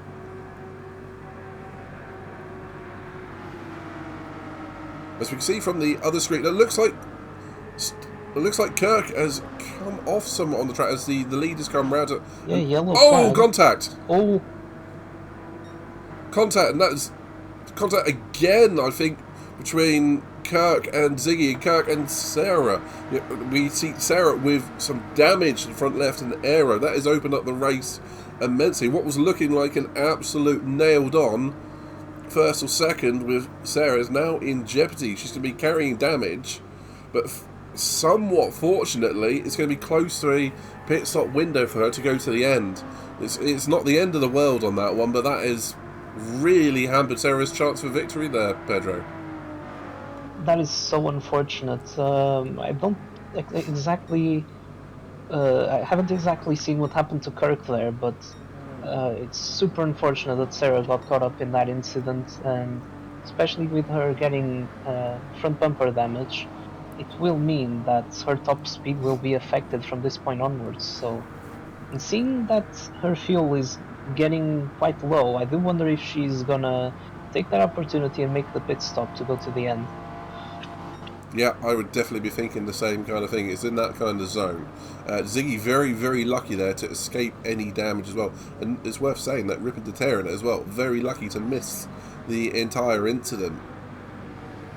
So Sarah into the pits. Sarah into the pits. We have had Kirk drop out. Maybe has a technical failure. That will be something to look at later on by the stewards. However, that has opened up the race to P1 immensely. Well, I'm going to be keeping an eye on Ziggy and the pace of Lee, because at the moment Ziggy ahead, although with less fuel. Lee, we think, will need a splash and dash later on. Yeah, we've seen that Lee has pitted quite earlier compared to the rest of the drivers in front, so it will probably have some sort of an effect later on. But in the meantime, Sarah is going to repair damage, I presume, and I wonder which tires she's gonna go for. Because Ripid and Terran is coming in as well for his final stop, and so is Ziggy. Piper as well, they're all pitting at the same time. Yep, definitely appears so. Ziggy in the pits, choosing to stay on those same tyres. We do see Piper changing for a set of tyres. Looks like he is going for a fresh set. And we do Lee, who is in as well. Yeah, and this is interesting because it will put Ziggy technically ahead of Ripin the Terran as they leave the pits. But worth actually saying that Ziggy is still actually a lap down, so a little bit of false economy on that one. Lee came into the pits with 70% of fuel. It does look like Ziggy and Lee are very close to each other, but with Ripin the Terran on the tail of Ziggy. So we have first, fourth and third on the same bit of straight, with Sarah a corner behind. That damage being, I'm not going to say catastrophic, but definitely race hampering for her. But unfortunately that is it with motorsports and esports. Sometimes right place, wrong time. Yeah, I couldn't agree more there. And yeah, as you've quite rightly mentioned, Lee and Ziggy are a lap down compared to Sarah and Ripin the Terran. I think Ziggy is coming out quite close to Lee, actually, a lot closer than thought it was going to be. It's directly behind him. Yeah, Ziggy directly behind Lee and in that slipstream. Yeah, obviously that he didn't change his tires on the pit stop. So yeah, I think he might use Lee to possibly save a little bit of fuel and be less concerned coming the end of the race. Yeah, this definitely has shaken things up here. Yeah, that race of third is definitely on now. Again, Ziggy very lucky not to pick up any damage in what looked like an incident with Kirk being on the high side of the track and then Ziggy passing underneath. But Ripin the Terran looks like he is going to be taking the win this evening with 15 laps to go, clear at this part of the stint. And it does look like Lee is giving him a little bit of a bump draft as well. Oh, this is definitely he's only helping Ripin the Terran at the moment. I was gonna say if Sarah managed to get another car to work with her, maybe another car then she probably would have been in with a chance, or a bigger chance, that is. But with Lee helping rip in the turn, it's going to make everything even more difficult for her right now. I tell you what, this is a sight, P6. Big crazy Bertie. He's not called crazy for nothing. Basically driving on the rims of 2 tyres as he gets passed by Simon. Too many S's in the field with Sarah, Simon, and Stephen. But Simon looks like he is just breezed past Bertie on those basically 2 flat tyres. You can't. If it wasn't the oval, I'd definitely call that a bit of a duh moment. But at the moment, Bertie not looking comfortable in that Aston. Yeah, I'm just very impressed with the fact that he's managed to do that many laps on the hard tires. But unfortunately, you can definitely tell that it's a track that is not really suited for this Aston Martin, and yeah, just then again, just want to say a quick word of appreciation towards him, because it mustn't be easy to, when you're in this race trying to get the best result you can, and you're just not allowed to do so because of the car. But hopefully he can do some damage limitation and come back stronger for the next round. Quite right. We did see very, very similar in the red lobby. Some drivers, some cars, not having the greatest of time around here. I give absolute hats off moments to drivers in this lobby like Bertie and Stephen, who are not in the fastest of cars, but getting around the track, completing the race, and getting a good set of points, which will put them in good stead for the rest of the championship. But that said, sometimes you've got to be lucky, sometimes you've got to have the car underneath you, sometimes you make it happen for you. That was always one of the things that was said about one of the motorsports icons, Michael Schumacher. Sometimes you make your own luck. Couldn't agree more there. But speaking of making your own luck, Ziggy just sitting there. I think I can only think he's playing the high IQ moment. He's not bump drafting anyone. He's just sitting in the slipstream, just saving fuel. He's probably turned the engine down a little bit. He's ensuring he's going to get there. Yeah, and he's lifting occasionally, very briefly, just to make sure that he stays behind them too. And yeah, I think it's definitely one of those moments that he's preserving as much fuel so that he can possibly attack Lee later on in the race, and guarantee that he has enough fuel to go full push mode and overtake him. Interestingly, Bertie has gone for a set of soft tyres. So we have seen them. We have seen every tyre in this race. What the one tyre we didn't think we'd see much of at all, but he's making the experience, that lovely soft tyre. Yeah, these 3 out front, which is a curious sight. 1, 3, 4. Where's P2 gone? Round the other corner. It's a couple of lap cars sitting right behind the leader. It is a curious sight, isn't it? Definitely something that you wouldn't expect to see in other races, but this event clearly proving that these things can happen, and it was always going to be a very unpredictable race in this sense. It's just quite peculiar in a way to see how the lap drivers are actually helping the leaders. And having such an influence on the outcome of the race, maybe more in terms of the strategies more than anything. But yeah, I agree with you. It's definitely a peculiar sight. I have to say, I did see recently a video from a Winter Olympics ice skating speed skate final. I couldn't tell you what year it was, but I can tell you what happened. It was I believe a Chinese lady in this final who took off and got caught all the way back up to the rest of the field and just stayed behind them for the rest of the race. So by the time they got the 1 lap warning, the entire field, bar the one leader, which was at the back, didn't realise They still had 2 laps to go, and she only had 1 lap to go. And they all stopped a lap early by her. So it does prove that you can have a difference in tactics and be the leader sat in the back of a pack and win. So it's interesting. But one thing I just noticed, Ripon looks like he has just made a break for it a little bit. There's a bit of a gap forming between Lee and Ripon, so I can only assume maybe Lee has noticed he might not have enough fuel to go to the end, so he's backing off a little bit. Yeah, he's actually got a little bit more fuel than Ziggy at the point in time. But maybe he's backed off just a little bit for that reason, yeah. Interesting. But we can definitely see the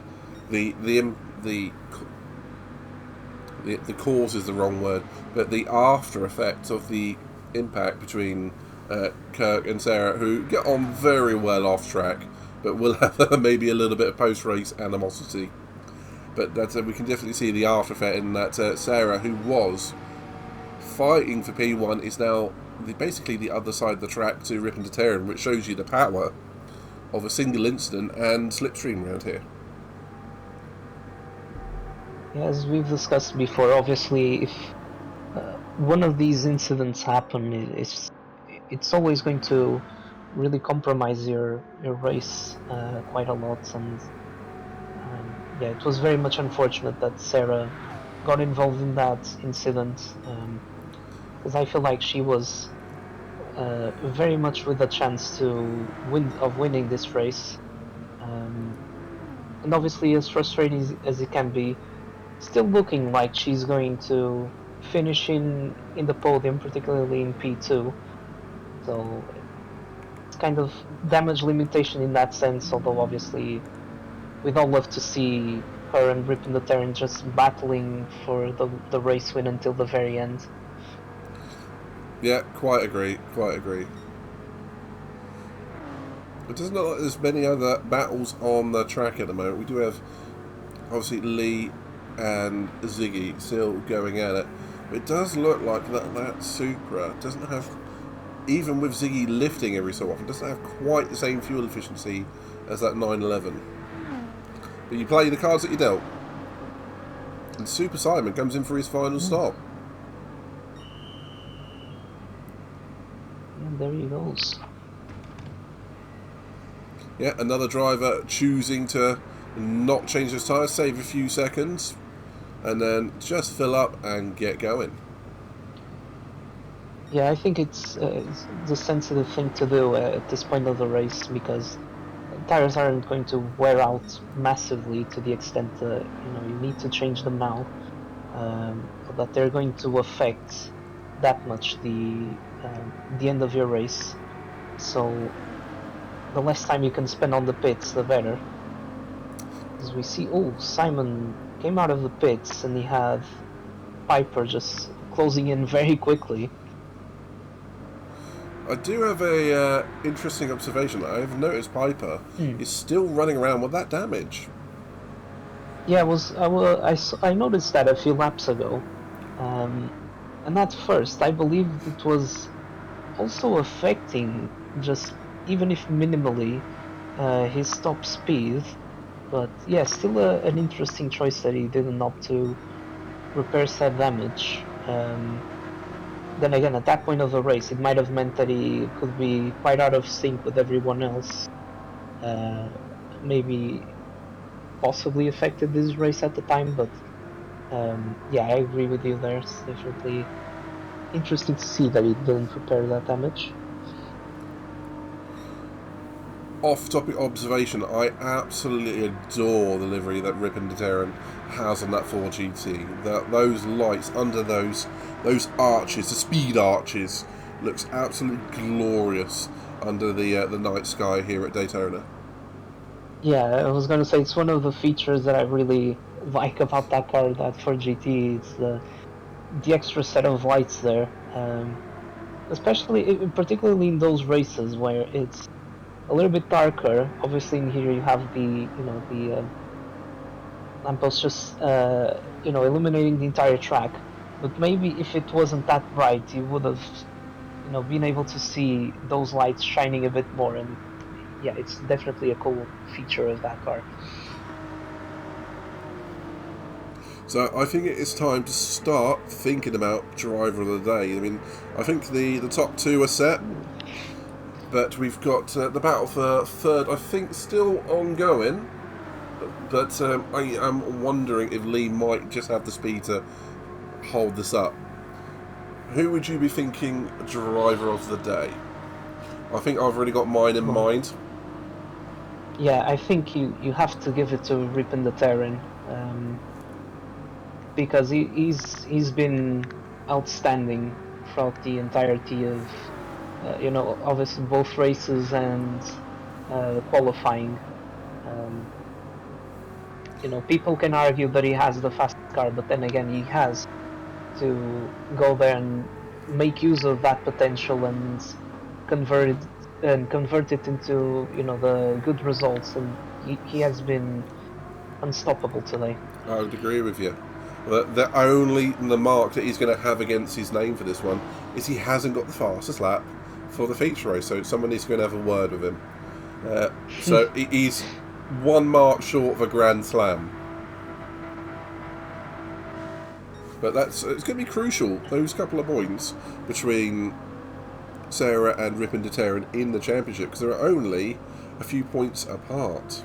So they were only 3 points apart. Ripon de Terran's going to be picking up some more points for the double victory, so I believe he will jump Sarah in the championship, but with Big Crazy Bertie having not the biggest points haul of his season, I think we're going to see some position changes. But Pedro, final lap, and we will see all drivers finish directly after Ripon de Terran, as Lee will be a lap down. If he wants to go do another lap, he can, but I don't think he's going to want to. They're going to want to get this race over and done with, because it's been turn left again, and if you turn right, something's gone wrong. Yeah, but Ripon de Terran, an extenuating race for our drivers today. Yeah, Ripon de Terran taking P1, Lee taking P3, Ziggy taking P4. I'm waiting for Sarah, who's coming round the circuit. We're going to have a few other drivers finish first. We have Simon taking P6. Sarah will now take P2. We've had Stephen finish on P7.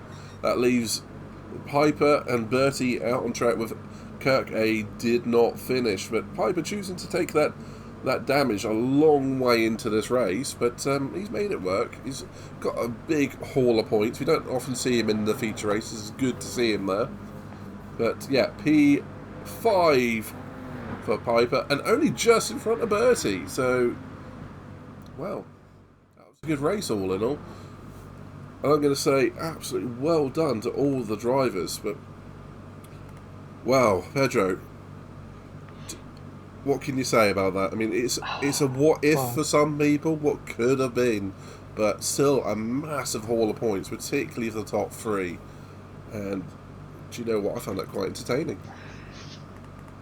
Same, really. I know probably people could be skeptical and be like, oh, it's just turning left, being at full throttle throughout the entire race, but yeah, it was a completely different style of racing than the one we are used to.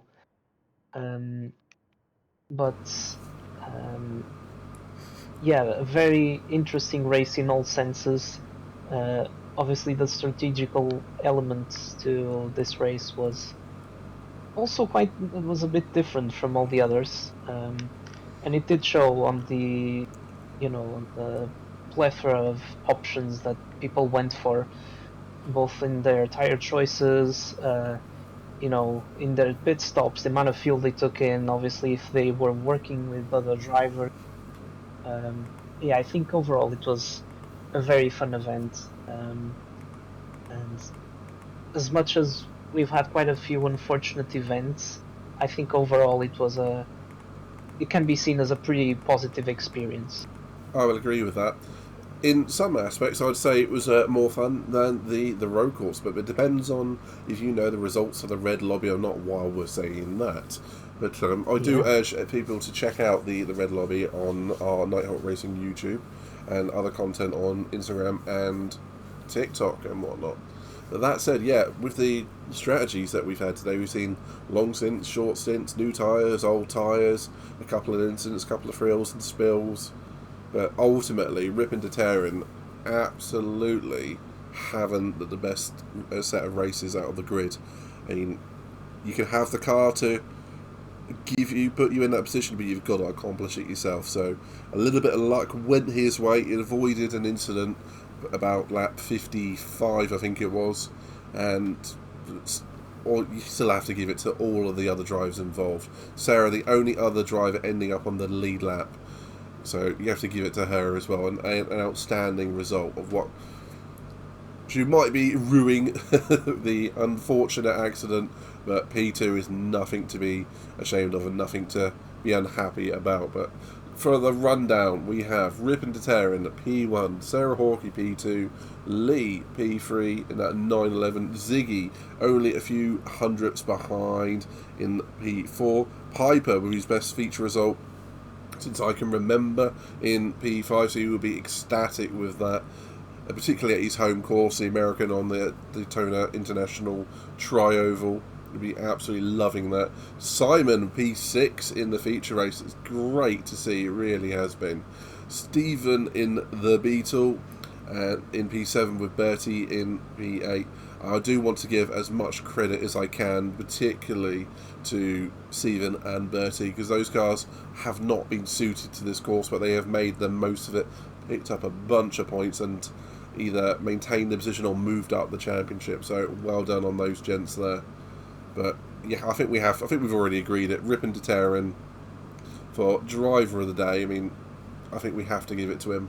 But personally, I really want to give a shout out to actually every single driver for making the distance.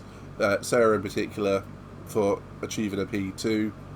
But again, each driver in there has survived a bit of a marathon here today. And I think looking forward, we have Autopolis coming up next for round 6. They're going to be wanting to repeat the results and put more on the board. So, Pedro, Autopolis, we looking forward to that? Yeah, it's definitely going to be one of the challenging tracks on the calendar. Arguably one of the hardest as well. And complete opposite to this. Yeah, as I've said a few times, I think that track is going to require just as much concentration, if not more, than the race we've had here today, which must not be understated. This race was pretty tough mentally, I'd say. And yeah, definitely a very interesting track, very challenging one, very unforgiving as well, due to the fact that every single part of it is almost surrounded by grass or gravel, and any little mistake can put you off. And one where consistency is also extremely important, but also very difficult to achieve. So it's going to be a massive test for everyone. But yeah, I want to echo your words as well. Like, just very proud of everyone for keep going and, you know, just persevering, doing their best given the circumstances they have.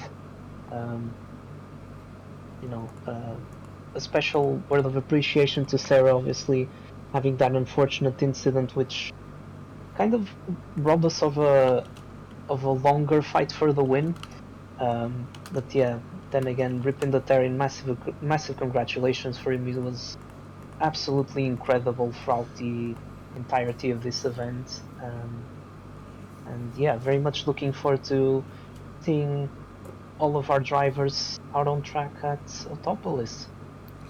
Exactly that. Autopolis, yeah, very, very different to Daytona. The championship has been crafted to give basically a high speed followed by a tight and twisty circuit, so to give all drivers something to look forward to. But here today at Daytona, we have seen here at the Blue Lobby quite a lot of interesting action. But again, please feel free to check out the Red Lobby as well, where you see both myself and Pedro having a fun time of it. But what can I say? Yeah. Both lobbies, red and blue, have given us a good showing. But next week, Autopolis, one track that you love or you hate. Personally, I'm not sure. But let's go and have some fun there. At the very least, it will create a load of dynamic situations with the threat of rain. So, something always to look forward to. But Pedro, Exactly. it's been a pleasure having you in the comms box for this one. And I look forward to doing it again. But for now, I'm going to say thank you all for watching. If you've liked this, please feel free to give it a like, share it around, or just drop us a comment. But I'm going to say thank you all for watching, and to all the drivers. And Pedro, thank you to you as well, my man. Yeah. Thank you. It was an absolute pleasure to be here. And yeah, maybe, who knows, I'll be back at some point. But yeah, just very happy to have been given this opportunity, and yeah, shall see you all very soon. With that in mind, over to the podium room for statements. I believe we have Lee waiting to give us his opinion, as well as Rippin' to Tearin' himself and our very own Sarah Hawkey. Without further ado, we'll bring you them, and I'm going to say good night. See you in the next round. Bye, everyone.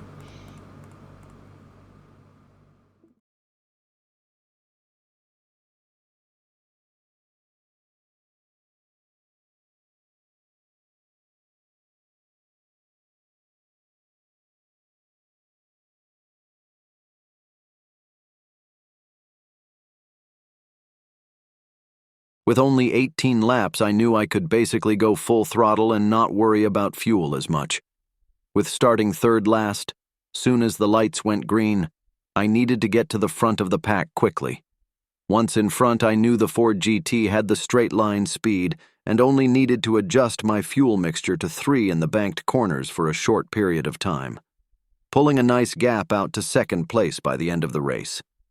With only 18 laps, I knew I could basically go full throttle and not worry about fuel as much. With starting third last, soon as the lights went green, I needed to get to the front of the pack quickly. Once in front, I knew the Ford GT had the straight line speed and only needed to adjust my fuel mixture to 3 in the banked corners for a short period of time, pulling a nice gap out to second place by the end of the race. After qualifying first, I did not want to stay out front. My aim for the first stint was 23 laps. So when the lights went out, I held out for a good start. My preferred position was third, which I got.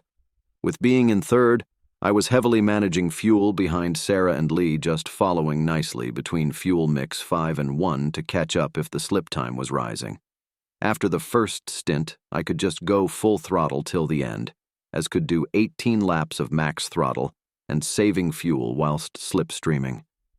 I knew the GT had the outright pace to win, so when Lee was pitting early in my eyes, I started to bump draft Sarah so we could pull away from him. Now it was to bide time before making a move, but that move came unfortunately due to a yellow flag ahead with a car spun in the middle of the track. I went low and Sarah went high, but think she had a bit of contact with the troubled car as I just saw the delta rise and rise. I knew that was P1 secured, which was a real shame as I wanted a battle to the line, just like we had at Monza. Overall, really happy with my first sprint win, first pole and first feature race. After a successful sprint race, narrowly missing out on a podium with a fourth-place finish, taking 5 spots on the oval, I knew the feature had to be a tag team effort in which myself Sra had to be a tag team effort. We teamed up to demonstrate perfect Daytona oval synchronization bump drafting for 90% of the race. The oval is teamwork above all about pairing up, so congratulations to Sra on your second place podium finish. Absolutely buzzing for you as I was with third #bump and grind. Massive thanks to all the Nighthawk team admin for a successful oval event. Hey, Hawkey here. Quite surprised on a P2 finish in the feature race. Obviously the sprint race was a completely different story. I hadn't quite got myself up to speed with the new physics of the game, so I thought, maybe I'll be able to drive on the red tyres for that little bit longer. No, wasn't the case, so thank you, Lee. And I'm sure it was helping him out as well in the slipstream of that McLaren. But yeah, no, it was a pretty good race. Was in the lead for the majority of it, even despite pit stops. It was kind of a battle between myself, Lee and Ripon Deterim.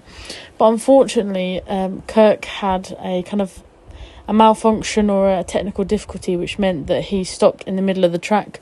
Once I kind of guessed which way he was going, I committed to the high line, and unfortunately Kirk's car was drifting back into the high line, so he did catch me as I was coming through, which meant I did pick up some damage. And I think that's where, unfortunately, I did lose the win. But nevertheless, happy with a P2.